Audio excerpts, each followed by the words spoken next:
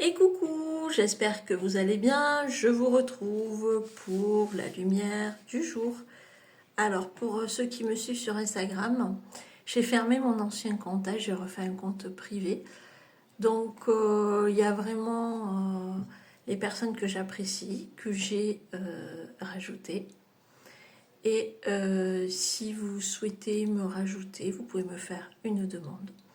Je filtre les demandes suspectes, voilà.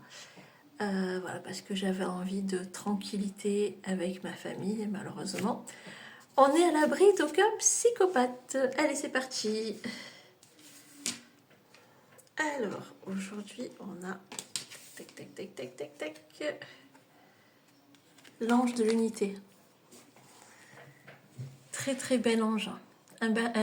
En fait, aujourd'hui, on vous parle un petit peu de fraternité, de réconcilier les deux pôles, de ne pas voir un combat dans les ombres et la lumière, mais une réconciliation. Parce que il n'y a pas d'ombre, il n'y a pas de lumière en opposition avec l'ombre. Parce que sinon, on parle, si vous voulez, de dualité. D'accord ? Et c'est un petit peu ce que on nous demande dans cette lune en Gémeaux. C'est de réconcilier les pôles, que ce soit l'ombre et la lumière, que ce soit également l'énergie féminine et masculine. L'autre n'est ni femme ni homme, il est l'amour.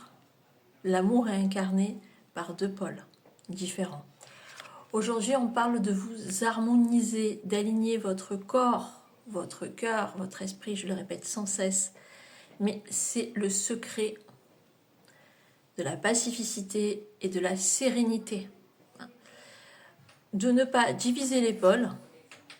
L'ego n'est pas un ennemi, c'est un enfant qu'on peut prendre dans les bras et éduquer avec le cœur et assagir avec l'esprit. Voilà. Alors, j'ai un message pour une dame. Alors, on me parle pour une femme de sortir un petit peu de ses doutes, de ses craintes, de ses noirceurs, non pas en se flagellant en disant je suis jalouse, je suis possessive, je suis toxique, hein, mais plutôt en apportant de l'amour là où il y a la crainte. On parle d'une femme qui a plus de 50 ans, on parle d'un homme qui n'a rien à se reprocher, mais qui sème un petit peu le doute dans l'esprit de cette femme. Et on lui dit, excusez-moi, on lui dit en gros, fais-toi confiance pour faire confiance en l'autre, tout simplement. Crois en l'amour, ne doute plus. Va, vis et deviens. Alors, est-ce que j'ai un message d'un défunt ? Non, je n'ai pas de message de défunt ce soir.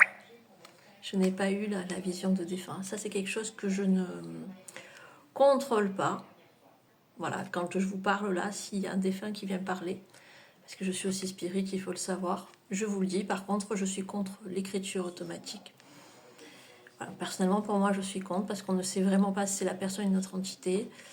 Et comme je dis, c'est les morts qui viennent à moi, et pas moi qui vais vers eux, tout simplement.